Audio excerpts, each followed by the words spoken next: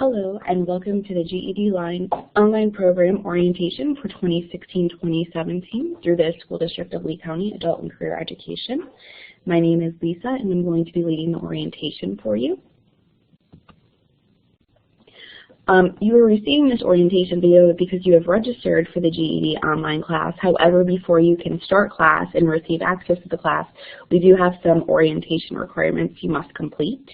You must complete the TABE test, the orientation video and online worksheet, set up a My Career Shines account and complete the 3 career assessments, and set up a GED.com account. I am going to go through all 4 of these in detail so you understand what is required, so you get everything done in a timely manner and get access to the class immediately. Once you've completed all of the orientation requirements, you are going to receive a welcome email from your teacher of record.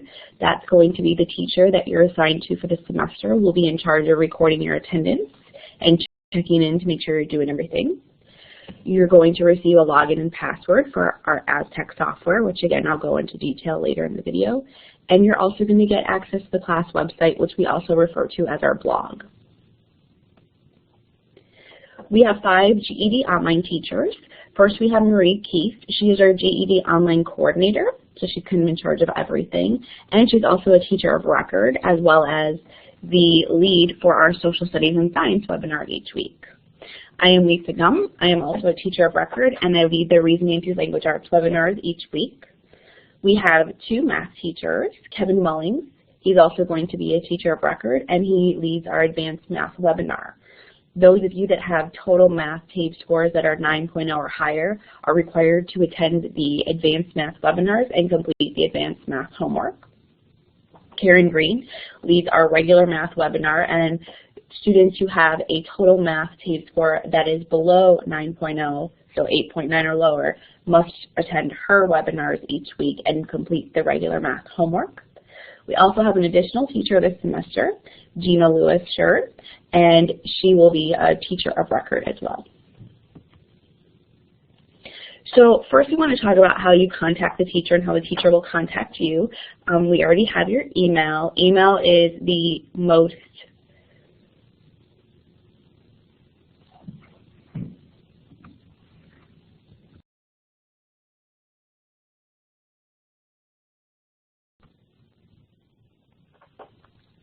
favored method of communication for your teachers.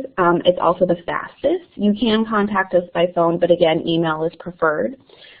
There is an option to send messages in the Aztec software website. Please do not do that because the teachers do not check the messages in there frequently enough. And our policy is to respond to our students within 24 hours of receiving email or phone calls, with the exception of weekends and holidays. So if you were to email me today at 11 a.m. and it's Monday through Friday, I have until 11 a.m. the next day to get back to you. As a student, you are also required to follow what we refer to as our 24-hour rule. If the teacher emails you or calls you and is requesting information or asking you questions, it is your responsibility to respond to them within 24 hours, again with the exception of holidays and weekends. Our fall session starts on Monday, August 29th, and it ends on Sunday, December 11th. So those are some key dates you want to keep in mind. And again, I'm going to go over these 4 requirements because they are very important. If you do not meet these 4 requirements, we will not give you access to the class. So it's very important that you complete all this stuff. The TABE test, orientation video and online worksheet, creating a My Career Shines account and completing the 3 career assessments, and setting up the GED account. The first requirement is TABE testing. For you new students who have just registered, you have probably just taken the TABE test or you're scheduled to take it the week before class begins. Those of you that are returning students, you probably completed the TABE test at the end of your last semester or in a previous semester. All students are required to take the TABE test towards the end of our fall semester in any of the 3 subjects in which you did not score a 9.0 or higher. When you took the TABE test, you received a TABE report, and that TABE report gave you your grade equivalency and scale score. It also broke down each subject by your areas of strengths and weaknesses. You were tested on 3 main areas, language, reading, and math. However, the math has 2 parts to it. You have math computation. That was the 15-minute test with 25 questions that went really fast, and you were not allowed to use a calculator. And the applied math, which you had 25 questions to answer in 25 minutes, but you were allowed to use a calculator. Here's just a sample of a TABE report. This one only includes the reading test on it because I couldn't fit everything on the screen, but I just want to make sure you understand how to interpret everything. In the top left, you'll see here your content areas you were tested on: reading, math comp, applied math, and language, and then you have your total mathematics score. I want to make sure everyone understands that their total mathematics score is what you should be going by when determining which webinar to attend. The highest grade equivalency you could receive on the TABE test is a 12.9, so obviously that's what you want to be striving for. So this student got a 9.6 in reading, 7.4 in language, and a total math score of 7.1. This would mean that they would be attending the regular math webinar with Karen and completing the regular math webinar assignments each week. Towards the bottom, you can see the test. Each test they give you was broken down into the skills you were tested on. So reading, this is a snapshot of the reading test, had 5 skills the student was tested on. You can see the total number of questions, how many questions you got correct, and how many you attempted. So maybe you skipped some. To the right is what's really important. It tells you if you have mastered, partially mastered, or have not mastered that skill. Empty boxes mean you did not master it. Partially filled in boxes mean you partially mastered it. And if you have black boxes, that's awesome because you mastered that skill. Your goal for the end of the semester is to bring up your lowest TABE score. So if I was a student and this was my report, my math is my lowest score, so I want to bring that up. But essentially, we want you to bring all 3 scores up. But for your first goal, we want you to focus on that lowest area and bringing that up for sure. And again, the pre-test you took before class started. The post-test you will take after 60 hours of instruction. Because you can earn potentially 12 hours per week, those 60 hours will come pretty fast. And again, you only need to take the TABE test in areas that are below a 9.0. So if I look back at this report, as a student, since I got a 9.6 in reading, I do not have to post-test on that. I only am going to have to post-test on language and math. And remember, as I said, the goal is to show improvement of all areas in TABE, but specifically showing improvement in that lowest area. Your second requirement is to complete the orientation video and online worksheet. You are currently watching the orientation video. The worksheet's an online form. The link to this online form was sent to you in the orientation email. And you can also watch this video as many times as you need to by clicking on the link that was in the orientation email. The third requirement is to create a My Career Shines account and complete the 3 career assessments. I have 2 slides for this because I'm going to address this for my returning students and I'm going to address this for new students. This slide right now refers to my returning students, those of you who have already taken a GED semester with us. The state of Florida does require that all GED students complete the 3 career assessments every semester they are enrolled. So yes, I understand if you just finished the summer semester, you just did this in June, you're going to have to do it again. It's a requirement. So returning students, you probably have already created an account on the My Career Shines website, so you do not need to create a new account, but you need to go into your account and retake the 3 career assessments again so that the current date is reflected when we look at it. Class login access will not be given to you until this is completed. Many returning students don't want to do this. It is a requirement, so please make sure it gets done. For my new students, those of you that are brand new to the program, you need to first create a My Career Shines account, and you can do that by accessing the My Career Shines video that was included in the orientation email. The video is going to give you instructions on how to create an account. It's very easy. Once you have created that account, you must also complete the 3 career assessments, which again are addressed in the video. Again, for both new and returning students, this is a state-mandated requirement for all GED students. The last requirement is you need to create a GED account. You do that by going to www.ged.com. Again, we have provided you with a video in your orientation email, and I actually have the link on the screen. The most important part when you create this account is that you must select Lee County Adult Education as your testing center. This allows us to view your scores so we can help coach you through things. Those of you that are returning, more than likely you've already created an account, you have already selected Lee County, so just go in your account to double check. If you are 16 or 17 years old, when you are finished completing all the orientation requirements, please send an email to the teacher who sent you the orientation email with a screenshot that shows that you have selected Lee County as your testing center. Again, this is only for 16 and 17-year-olds that are required to do this. The screenshot is like this. It should show at the bottom left Adult Education Centers and Lee County Adult Education. So just send us a picture of this. Again, this is only for 16 and 17-year-olds. So just a quick overview of the requirements. Please remember that you need to complete all 4 of these before we can give you access to the class. Make sure the TABE test has been completed. The orientation online worksheet, again, that's going to be a link in the orientation email that you click on, and it will ask you questions. It's going to be basically an orientation quiz. Complete the My Career Shines account and complete all 3 assessments, and create your GED.com account with Lee County Adult Education selected as your testing center. Those of you under 18, you need to email the teacher a snapshot of that screen.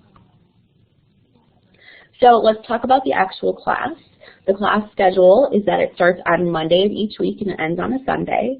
All your weekly requirements, which I'm going to go over in further detail in just a moment, are due to your instructor, also known as your teacher of record, by 11:59 p.m. on Sundays. Webinars are hosted live on Mondays and Tuesdays. Here we have your weekly course requirements, which make up the 12 hours of attendance you can earn each week. Your weekly webinars make up 3 hours. You have 3 weekly webinars to attend: math, social studies and science, which is 1, and RLA, which is reasoning through language arts. That's your reading and language arts. Just remember, for math, we do have 2 webinars. You must attend the one associated with your TABE score, which I covered a few minutes ago. You're also going to have homework assignments. These are homework assignments that coincide with the weekly webinar. Again, math students, you need to complete the correct one. And you will also have a social studies and science assignment and an RLA assignment. And also, the remaining hours of your 12 are going to be completed by using the Aztec software. That's the website that we're going to provide an account for you. So you need to be doing 6 hours of that each week as well. So 3 hours for webinars, 3 hours for your assignments, and 6 hours for your Aztec software gives you a total of 12 hours. So let's talk about the webinars. You can access the webinars via the Blackboard Collaborate site. You are going to receive a schedule from your teacher of record of when and what time these webinars are. Again, I said they will be on Mondays and Tuesdays. Students must attend the live webinar, or you can view a recording to receive credit. This website right here is what's going to take you to the live webinar, and it will also be in your welcome email. In order for you to receive credit for the live webinar, you must be logged in on time and participate until the teacher ends the webinar. So the teacher will dismiss you just like if you were in a physical class. The teacher is going to require you to participate and ask questions, and they're going to be looking to make sure that you are responding. There will be a chat box in there where you will type your answers. A lot of you may not be able to attend the live webinars due to work or other responsibilities, so we record our webinars and then we post them to our blog, the class website, and you can watch them as a recording once they are uploaded. Uploading takes about 24 hours, so any webinar filmed on Monday is probably not going to be up until Tuesday, and any webinar filmed on Tuesday will not be available until Wednesday. Just please keep that in mind. For those of you unable to watch or be a part of the live recording and you are going to watch the recorded ones, you must do an additional assignment for that. You are required to write a 1-paragraph summary of the lesson so we can ensure that you watched it. I have here an example of what a webinar summary entails. It's just a small paragraph, no more than 5 to 7 sentences, no less than 5 sentences though. It should be written in a paragraph form. Make sure you're rereading it and checking for correct punctuation and spelling. And make sure that it focuses on the lesson and what you learned. Please do not include information like the teacher took attendance stuff like that, that's not necessary. We want to know what you learned and what was discussed in the actual webinar. And again, this webinar summary is only required if you are watching the recording. If you attend the live recording, you are fine. You do not need to do this. So there's a couple different ways you can attend the live webinars. One is if you have a computer, you can watch it through your desktop or laptop. By using a desktop or laptop, you do gain full access to the webinar, and I'm going to explain that in a bit. The website for the live webinar is on your screen. It will also be in your welcome email. Once you get to that website, you'll just follow the on-screen instructions. You are just required to enter your first and last name. We must have you have your first and last name. If we see you in the webinar with just your first name, we're going to ask you to exit and come back in so that your first and last name are displayed, because that verifies our attendance. Also, you may need to download the latest version of Java. I suggest that you try to get into the webinar very early the first time to make sure everything goes well and test your sound. If you are having difficulty accessing the webinar via your computer, you can get support through Blackboard. We cannot address any of your technological issues. You need to solve that on your own or through Blackboard. Some students like to, maybe they're at work but they have a break, so they're going to do the webinar during their break, and they're going to watch it through a smartphone or a tablet. You can watch the webinars through your smartphone or tablet. However, if you are attending the live webinar and watching it through your smartphone or tablet, you will have limited view and access, which means you may not be able to use the chat feature. You may not be able to see everything that's on the screen. So again, it limits some of the things that you can do. You may not be able to fully participate, and you may not be able to receive messages from the teacher through the chat feature. I find that most students who use their smartphone or a tablet to view the live webinars get very frustrated because of this. So it is probably a good idea to just attend the live webinars to your desktop or laptop. And if you are using your smartphone or tablet, you need to download the Blackboard Collaborate app from the App Store, and then you can enter the tinyurl.com/thewebinars website. Same thing, you need to enter your first and last name. The weekly webinar assignments, each webinar is going to have an assignment that corresponds with what you learned in the webinar. You must complete the assignments and submit via email to your teacher of record. The assignments will be accessed through the class website, or the blog as we call it. So each week you want to check the blog for the assignments. You must email all of your work to your teacher of record no later than 11:59 p.m. on Sunday. This is very important. We expect all students to turn their work in on time. When you are submitting your webinar work, please make sure you are doing the following. In the email subject line, please put GED Online Homework Week and then the number week it is. In the body of your email, you need to include your first and last name, because a lot of you have email addresses that do not include your first or last name. And when we get your emails, we don't know who it's from, so you need to include identifying information in the body of your email. Again, add the week number, and then identify your work by the subject: math, social studies, science, RLA. And identify if your work is the actual assignment or if you are writing a summary because you watched the recorded version. You may send your work as attachments, PDFs, Word documents. You can print out the work from the blog spot and then scan it, or you can take a picture of it. If you are taking pictures of your assignments and sending them to us, there are some requirements. They must be clear. The work in the picture must contain identifying information. So if you're taking a picture of a worksheet you completed, make sure your first and last name is on it, what week it is, what subject it is, and the pictures need to be facing right side up. So prior to sending the email to your teacher, open up all your documents and make sure everything is in order and looks good. Here is an example of what to do when sending pictures and what not to do. Okay, the left picture is fine. It's perfect. I've blocked out the student's name. But you can see here this was math work. The one thing that they need to include, though, is what week it was. The right picture is not acceptable.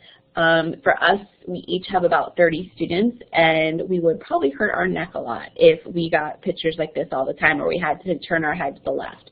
So please make sure you are checking the pictures before you are including them in the email or sending them to us. Also, math assignments. Math requires you to do work. You cannot just submit us your answers. So when you are submitting math assignments, you must also prove that you did the work for those assignments or for those problems. So you can put your answers in the email and you can submit the actual work as a picture. So you can see this student, they gave me all the answers to the math assignment, which is fine on the left-hand side, but then on the right-hand side, they took a picture proving that they did all the work for it. And this is perfectly acceptable and it's also required. So how do you check your homework to make sure you've done it correctly? Well, you are responsible for doing that. We will be providing answer keys for the homework, and we will put those on the blog spot, also known as the class website. For reasoning through language arts and social studies and science, we will post the homework answers the week following when the homework was due.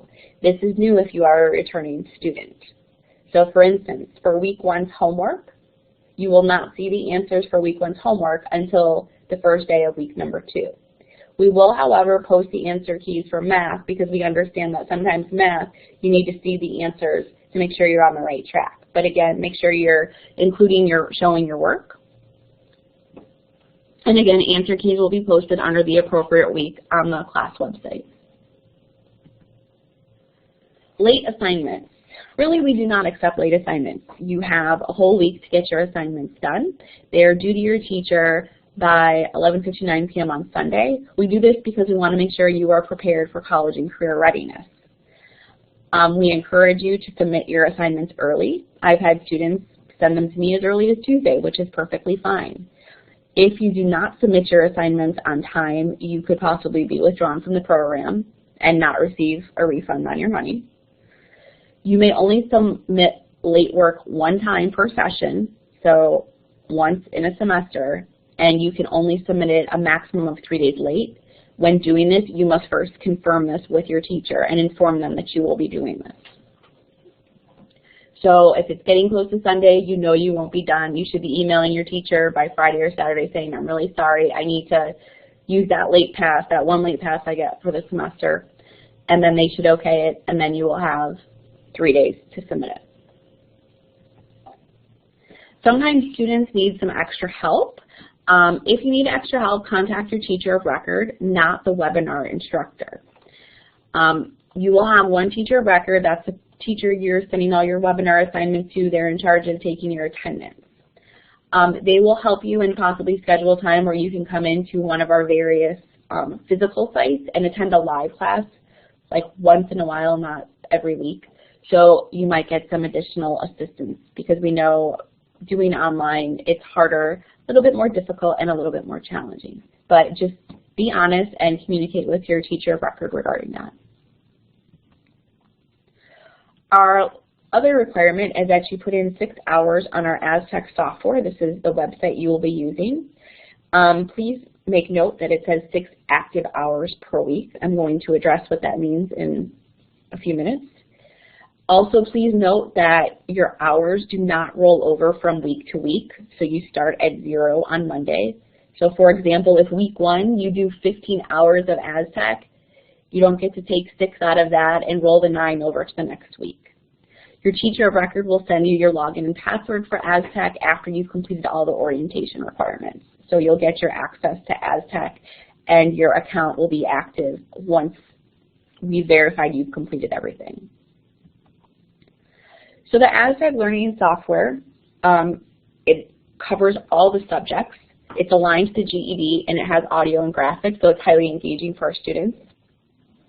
When we're looking for your 6 hours, we are pulling what's called a time on task report.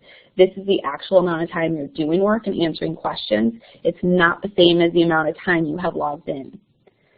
So your teacher is going to pull a time on task report for Monday through Sunday of each week.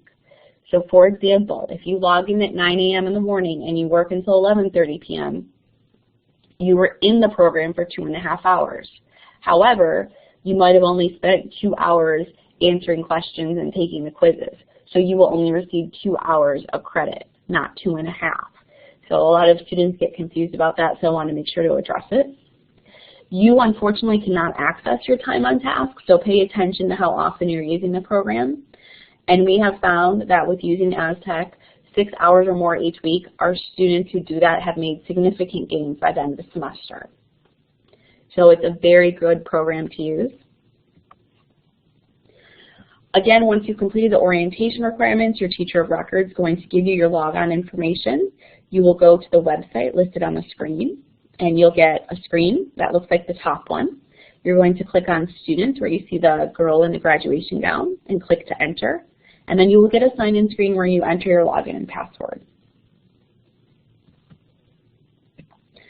So, you are here because your end goal is to make sure that you get your GED. So we want to make sure we cover the GED test and the GED Ready test for you before we start.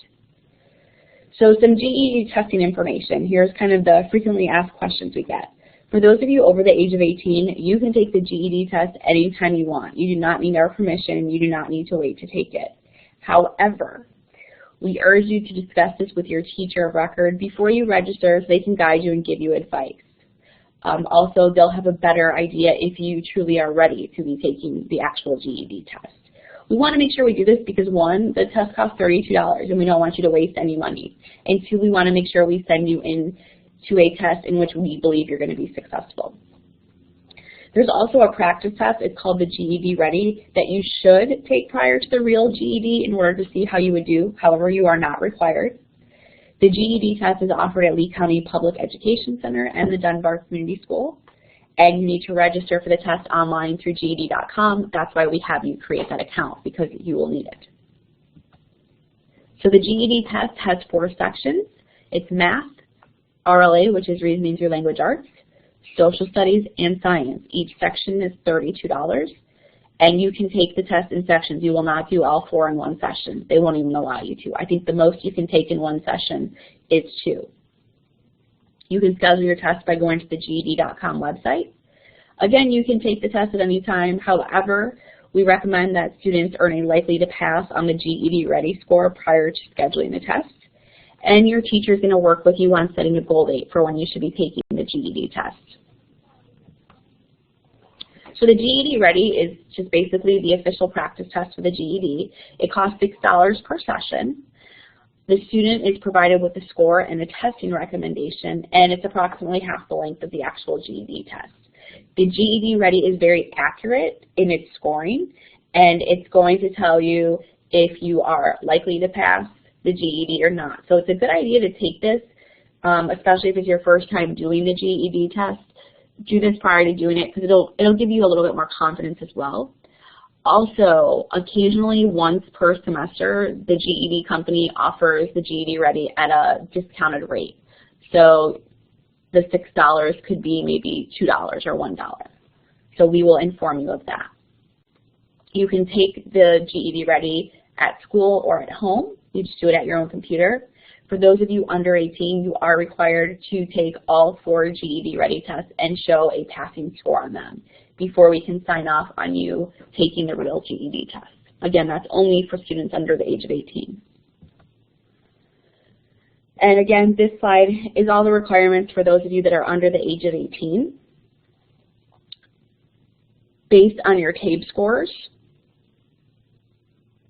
will determine how much hours of attendance you need to put in, but primarily you have to complete all the GED Ready tests with passing scores and have a minimum amount of attendance.